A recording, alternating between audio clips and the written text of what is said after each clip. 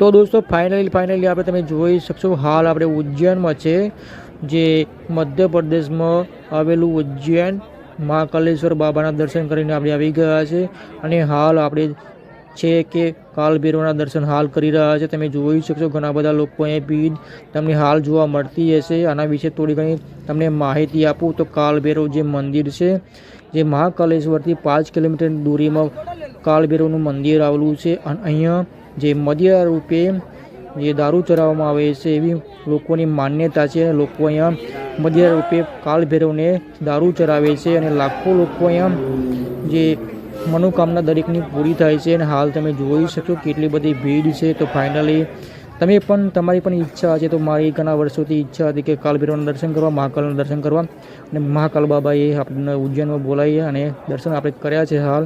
તો તમે પણ અહીં આવી શકો છો, તમારી પણ ઈચ્છા છે જરૂર તમને પૂરી થશે। અહીંયા તમને જરૂર મહાકાલ બાબા બોલાવશે, કાલભૈરવ જરૂર તમને બોલાવશે।